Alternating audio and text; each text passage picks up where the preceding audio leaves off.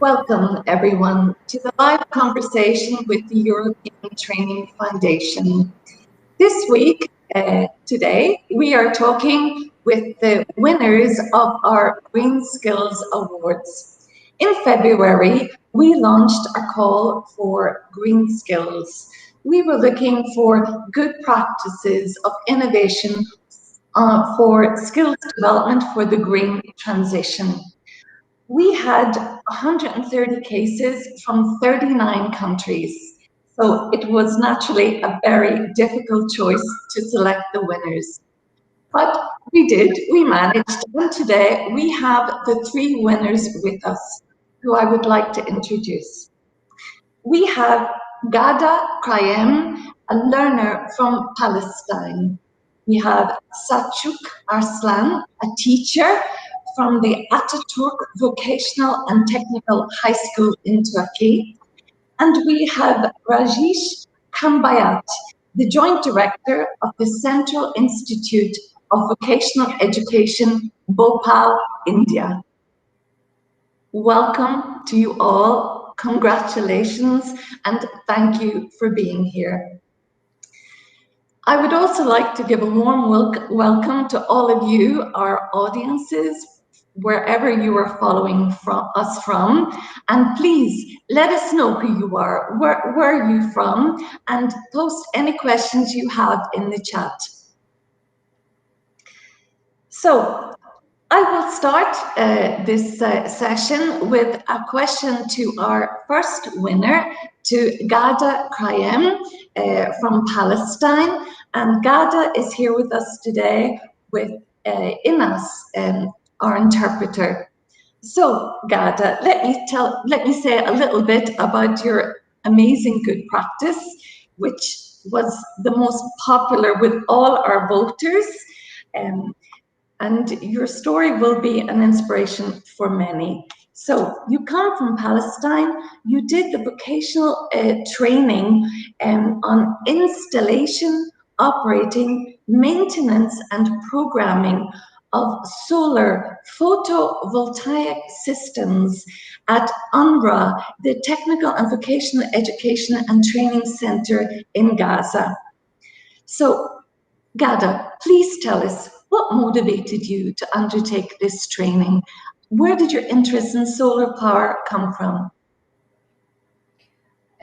في البداية كان عندي شغف كبير للتعرف على أنظمة الطاقة الشمسية بشكل مفصل وبشكل واسع. First of all, thank you for having me. I have always been interested in knowing all about the solar system. I always wanted to know more. I used to read articles on that. So this is where it started. It came from this passion of knowing more about solar system. لأن العالم كله بأسره متجه إلى استخدام مصادر الطاقة البديلة، وغزة تحديداً بحاجة إلى مصادر طاقة بديلة نظيفة بسبب تحديات التغير المناخي. Another interesting point about that is the fact that the whole world is now shifting into a clean type of energy, renewable energy, green energy. So I was so much excited to learn more about how this can be put into practice, given the fact that the challenges of the climate change we're suffering, particularly in Gaza, because we have electricity problems, and shifting towards renewable energy, green energy would actually present a solution to many of our problems in Gaza. كان التعليم المهني أفضل مكان وجدته للتعبير عن أفكاري وإطلاق العنان لإمكانياتي وكسر الصور النمطية المعتادة للمجتمع. A third point that is so particular to where I live, the Gaza Strip, I really wanted to change the stereotypical image of young women who are not usually allowed to join disciplines, especially vocational disciplines. So I wanted to start this change. I wanted to do something in vocational training. What also encourages me more is that at the UNRWA GDC, we usually have like 70% of what we study is practical. and only 30% theoretical. So this is what I wanted to do. I wanted to dive deep into the practice of solar system, pushing, more into women empowerment. Okay, thank you. And just if I could, sorry, just follow up, who advised you, Ghada? Did you receive advice along your journey? دائما كنت أبحث عن مكان يعني أتألق وأكون مميزة فيه، ففخورة الآن بحصولي على لقب أول فنية طاقة شمسية في قطاع غزة، والآن أطمح لأني أكون سفيرة الطاقة المتجددة.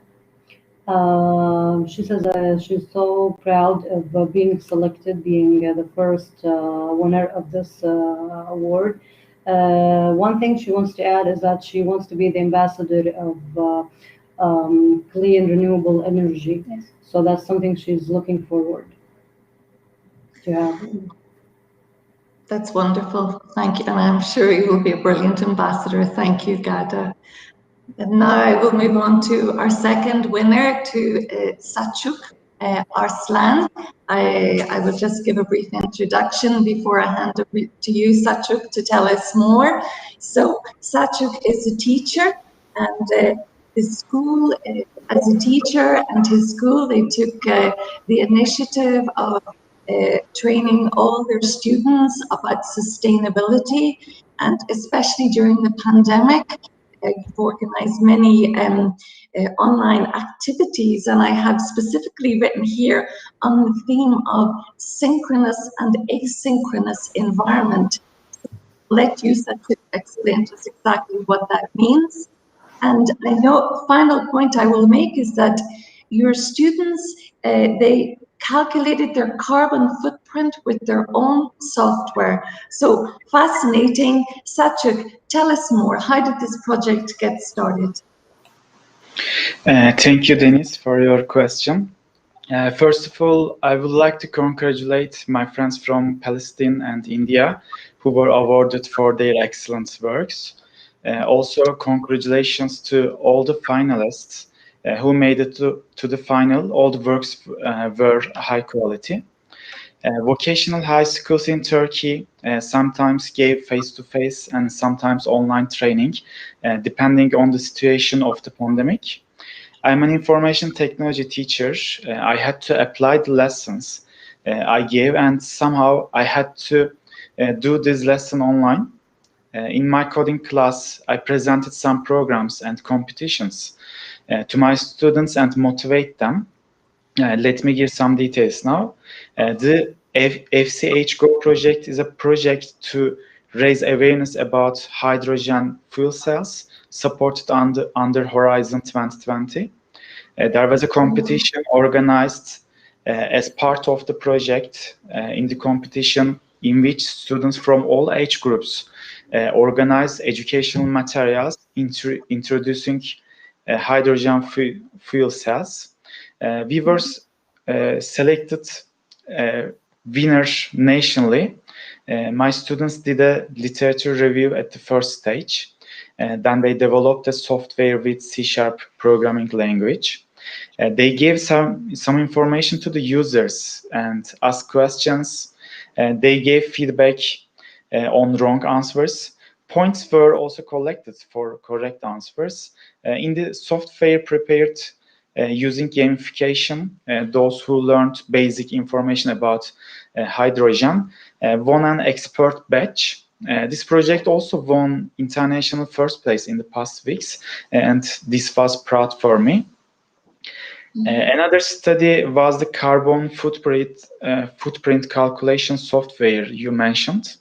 The students again tried to understand the habits of users by asking some questions to the users with a software, which were also asked at the Green Translation session organized by ETF and UNESCO last week. In the end, it turned out how many words we would need if we continue these habits. We needed 3 or 4 words in excess carbon emissions. This is very striking result. I regret to say that we did not conclude that any users need 1 word or less in the pilot study. Finally, we gave some tips to reduce carbon emissions based on users' responses. Most importantly, we increased the awareness of those who use the software, and this work was also one of the projects exhibited at the International Coolest Projects Festival. We also implemented an online environmental program at our school. The high school program was offered by TEMA, one of the Turkey's leading NGOs, for catching the attention of my students. Due to the pandemic, the program has been moved to the online environment, and we have easily implemented it in distance education. In each online activity, students work on different topics with the environment. The More Coding, More Girls project I have been running in the past years is also a project where students develop robotic solutions to environmental problems. Students produce a solution to the environmental problem they observed using microbit, a microcomputer. In this project, we received an award in the Diversity in STEM competition organized by STEM Alliance, and I had the chance to present this project at international conferences twice. One of them was BET, held in London last year, and the other was the Microbit Live conference held in Manchester. Wonderful. Yes, sorry, please. Okay, I am wrapping up. The last work I want to talk about is the Code for Nature project, supported by the leading flight company Pegasus.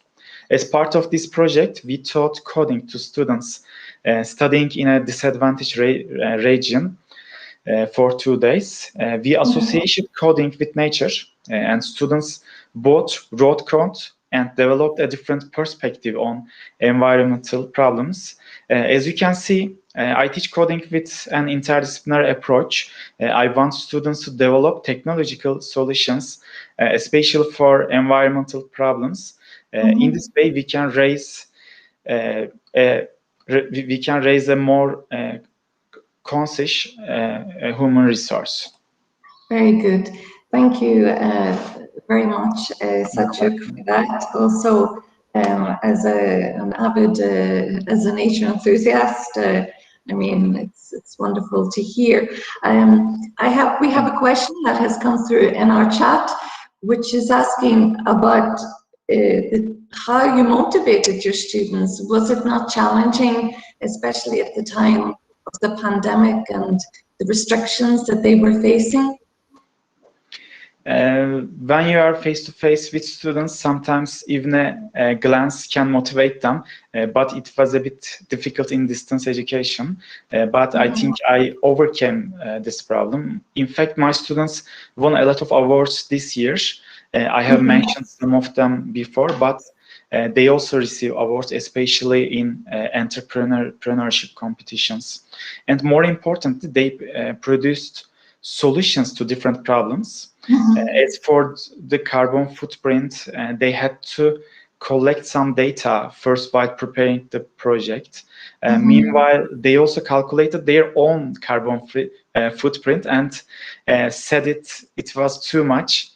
Some students still say how much they can reduce their carbon footprint, and it is really a positive feedback. Okay, thank you so much. We can come back to the issue of motivation later. Now I would like to pass to Rajesh. Rajesh, we are very curious to hear about your initiative.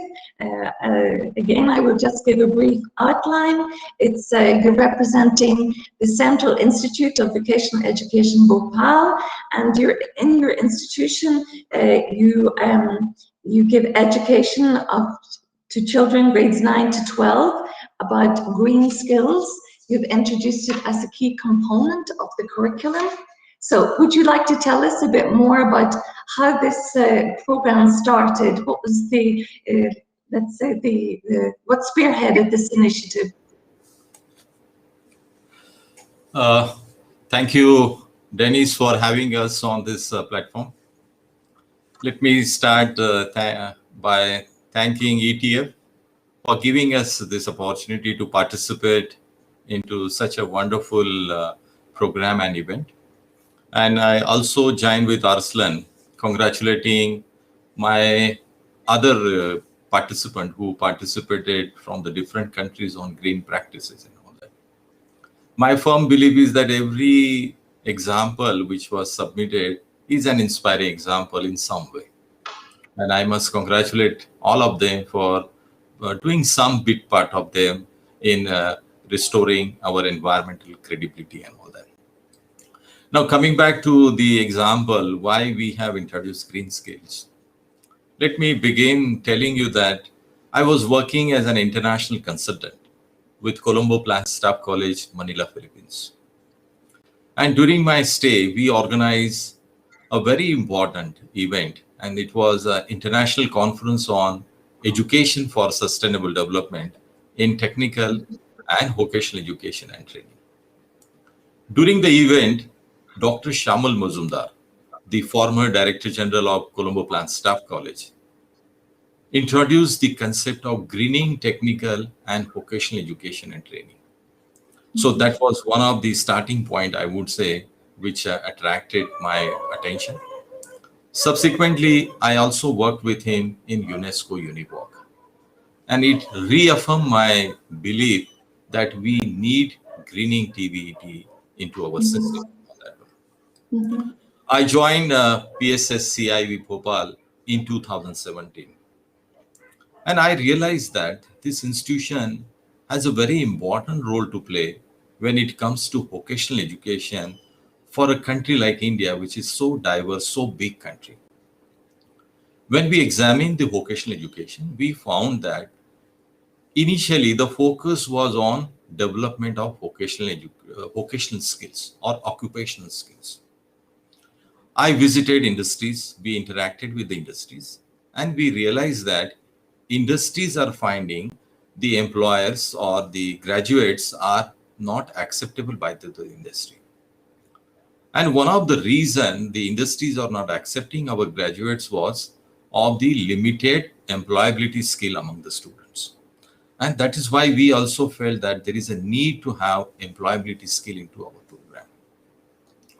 Second very important reason, India is located in Asia Pacific region. And this region is highly vulnerable for climate change. And India is also one of the few countries in the region highly vulnerable for the environment, climate change effects and all that. But at the same time, India is having a strong commitment for Sustainable Development Goal 2030.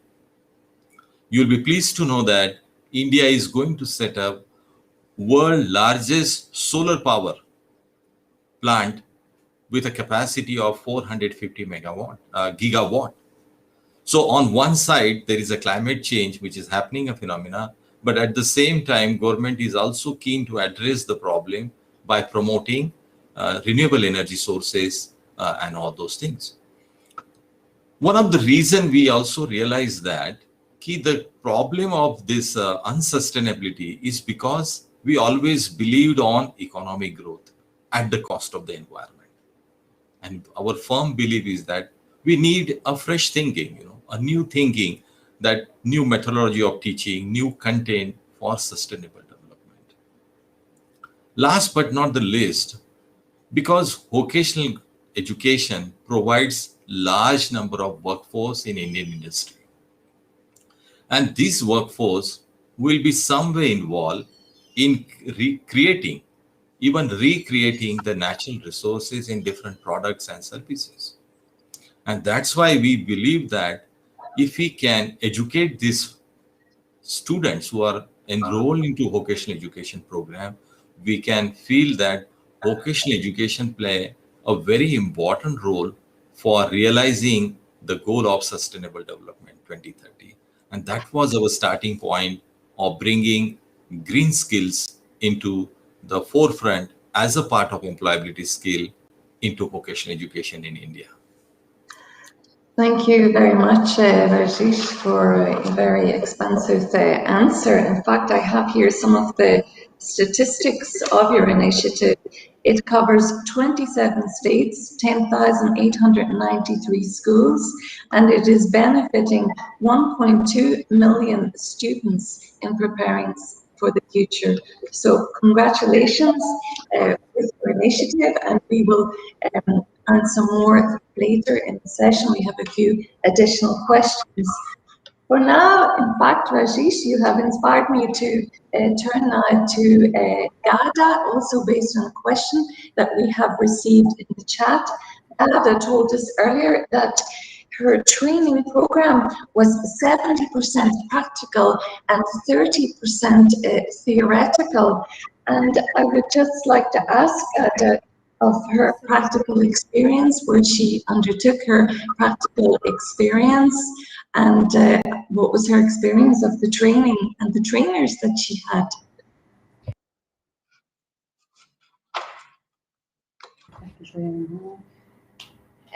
الخبرة العملية كانت لا تقتصر أي شيء. تعلمنا في الأونروا، في الجي تي سي، في مركز تدريب غزة، جميع المهارات اللي لازمة لتركيب أي منظومة شمسية بقدرات مختلفة من كيلو إلى 150 كيلو وات ميجا وات. استخدمنا كل الآلات والمعدات اللي بيحتاجها في موقع العمل. كان متوفر جميع الأجهزة والمعدات بأحدث الماركات. She's talking about how UNRWA Tibet Center was so helpful in preparing her for the practical part of this discipline. All the skills that she needed, her and the other students, were taught to her by professional instructors at UNRWA Tibet Training Center, thanks to the GIZ donation. They were also sent to have a practical experience outside of the UNRWA Tibet Center at some private companies inside the Gaza Strip, where they learned how to perfectly establish and repair solar systems. Sometimes they were asked to establish up to one kilo, up to 150 megawatt panels. So she said that was very useful experience. She added that also at the UNRWA Tibet Training Center, there were all the needed equipment for them to learn. All of them were new. As you know, most of them were donated through the GIZ. So that actually helped her a lot. أنا الآن قادرة على استخدام المقادح الكهربائية والمفكات وجميع العدد اللي بحتاجها. She says because of this excellent training that she received, she's able now to use electrical drills, all other equipment needed to install and establish solar energy systems. Thank you very much. Solar power is very much the future, and another benefit of our awards or Green Skill Awards is that we're able to connect up all these various good practices in many different countries. So thank you, Ghada. And now I have another question from Selcuk. This is a good question for you, Selcuk. As a teacher, we want to know your opinion. I mean, there's a lot of pressures on teachers, we know, and especially in the last year.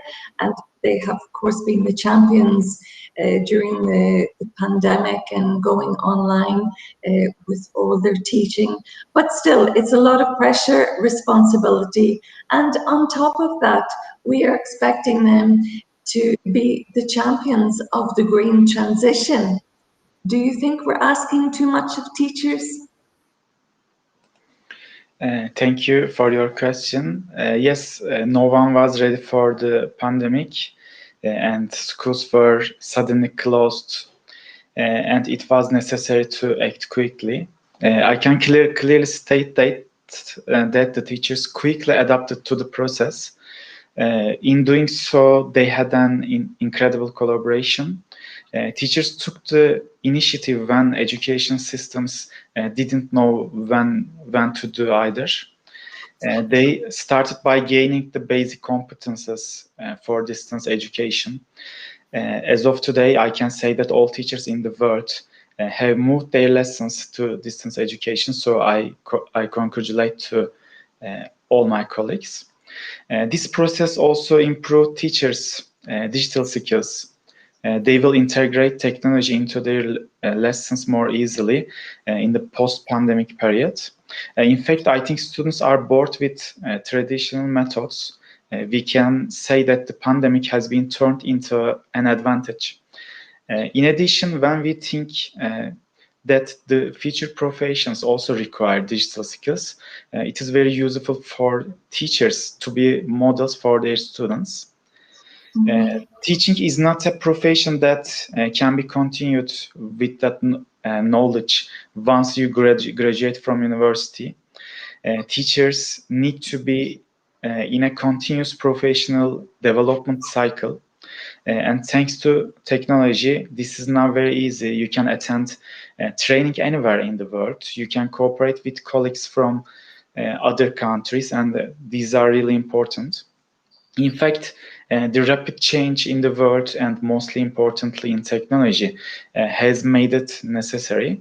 In the last half century, we started talking about sustainability, as you said, because we have consumed too much of the world's resources. We have damaged the ecosystem. Now it is time to make up for this loss. At this point, sustainable development goals can guide us. Talking about green transition is so important these days. I think that teachers are the heart of the sustainable development.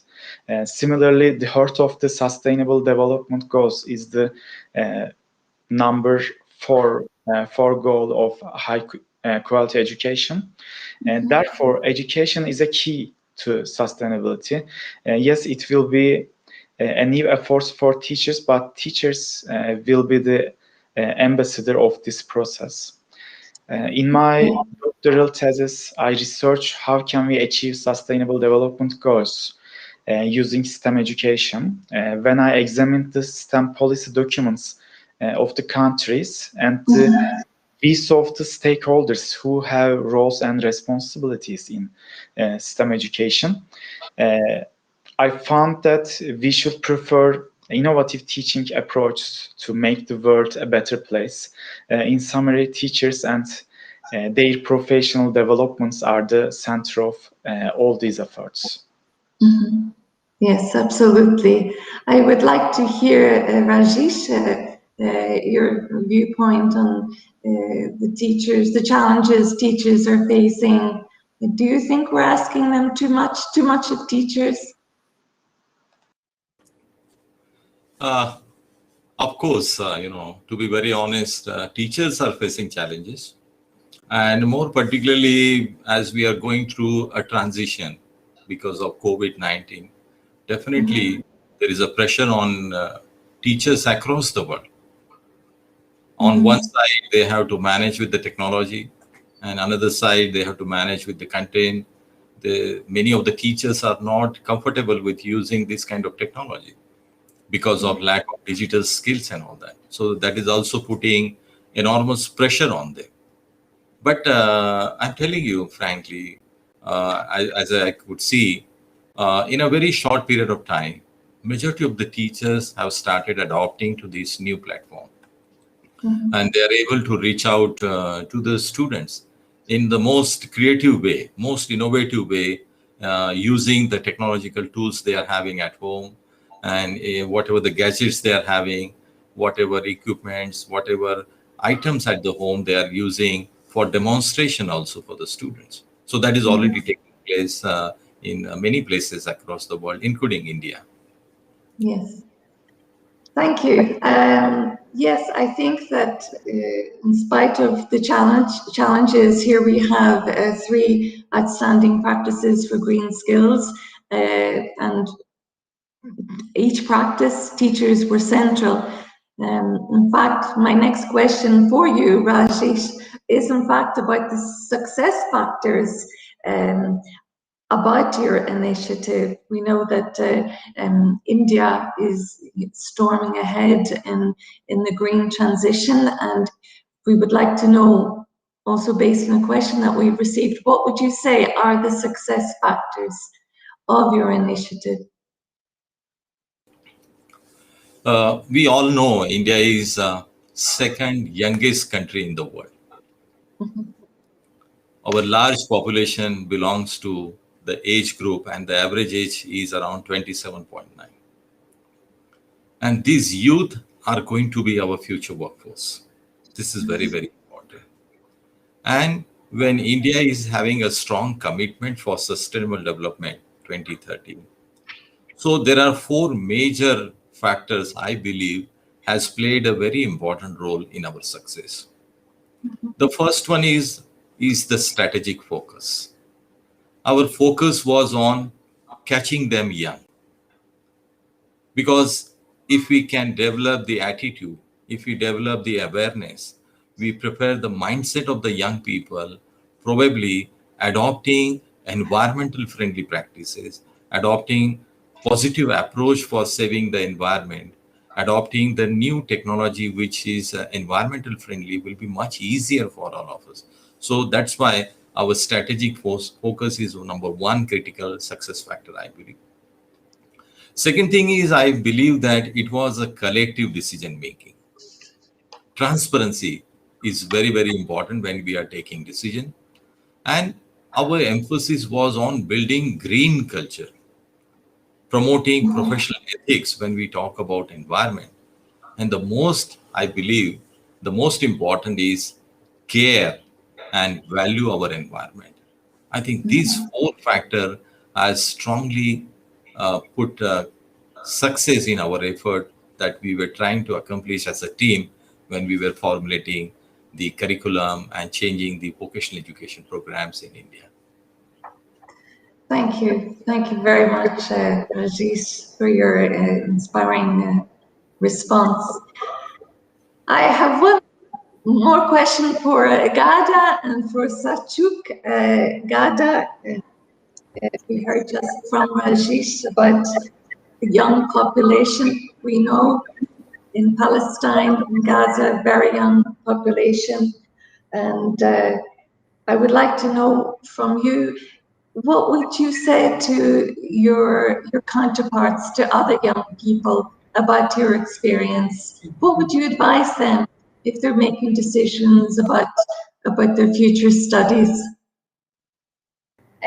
أشجعهم بشدة على يعني على خوض تجربة مجال الطاقة الشمسية أو الطاقة المتجددة، لأنه لازم كل شخص يكون عارف أهمية الموارد الطبيعية وكيف تأثيرها على الجانب الاقتصادي والعملي. يعني أؤمن أنا بمقولة إنه دائما يعني بالذات للفتيات تجرأوا على الحلم، العالم يعني عالم كامل هناك للفوز. So Ghada encourages all young students, particularly young women, to study photovoltaic systems at Onurwa Tibet Training Center. She believes that given the importance of solar energy and the whole shifting towards renewable green source of energy, she believes like every student studying the solar energy system should know how to best use and invest all he or she knows to benefit societies and to enhance economy. She also mentioned a slogan or a motto she believes in. She's directing this to young women, especially in Gaza. Women should dream and should work hard to achieve what they believe they can do. So again, she strongly encourages young students, women in particular, to pursue a career in photovoltaics. حتى انه انا الفتره اللي فاتت كنت بعمل مشروع بروتوتايب بيعمل على توفير الكهرباء للمكان، ولكن ايضا نستثمر المساحات من خلال وضع الالواح الشمسيه على شكل مظلات. She has been working on a project that, like she said before, can benefit the Palestinian society. Her project aims at investing the unoccupied areas across the Gaza Strip by installing solar panels. These panels will generate more green energy. As I previously mentioned, or as she previously mentioned, Gaza Strip is having a shortage, a serious shortage of electricity and interruptions of electricity. So her project is aiming at, like she said, using these unoccupied areas and generating clean energy for the place.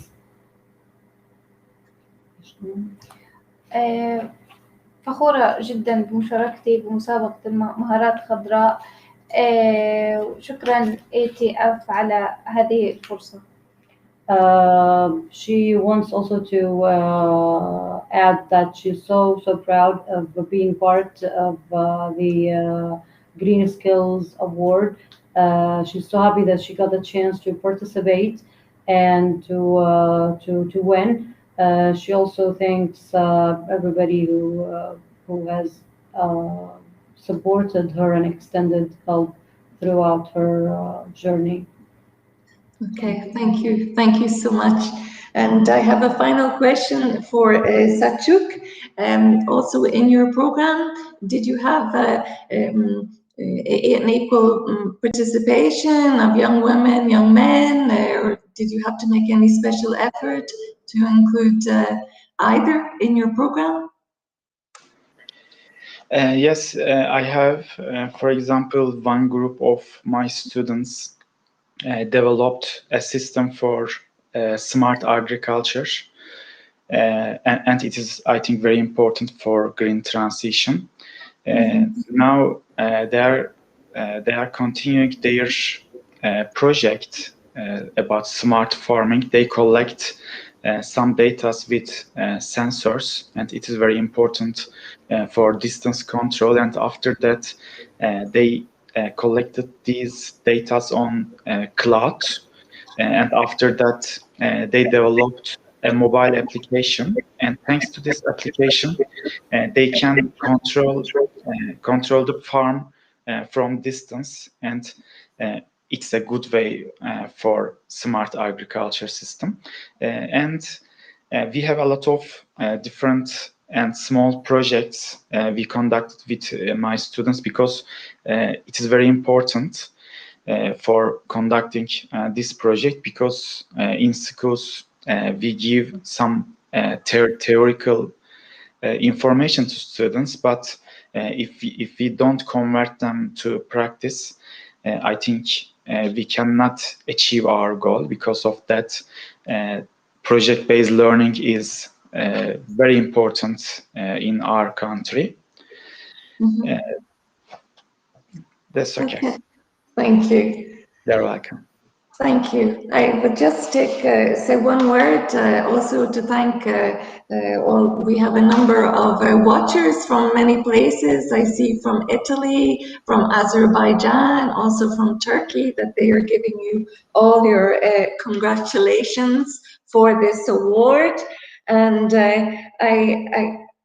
I would just ask one final word from each of you, and if you could just describe your feeling about the future when you think green.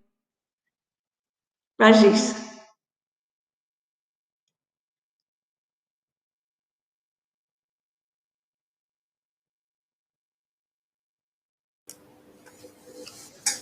You know, it's a very happy feeling we are having. The entire team is very happy with this award. It is basically almost 4 years. The entire institution has been working for strengthening on the vocational education and training system in India. When we introduced green skills, there was some apprehension that whether should it be a part of vocational education or not. But this award gives the recognition and also give us the confidence that what we are trying to do is the right way. And probably this is the only way forward when we are trying to protect our Mother Earth. Catching them young is very, very important. It is not for only India. It is across the world. All our young generation should be equipped with the awareness about environment, awareness about the good green practices, about the eco-friendly technologies which are available.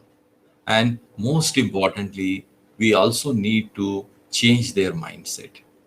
And all this award is going to give us a new energy, and it will also bring more synergy in our effort on promoting green skills into the vocational education system in India. Okay, thank you very much, Rajesh. I think, in fact, we can perhaps leave it there because you have all answered these questions. It's for the future, building a green culture. From Ghada, that we had women should dream and work hard. Also, Selcuk explained the importance of the project-based learning. So for me today, it just remains for me to thank you, our 3 winners, also the 11 finalists and the 139 applicants for the inspirational practices which we, ETF, will take forward in our work. Thank you.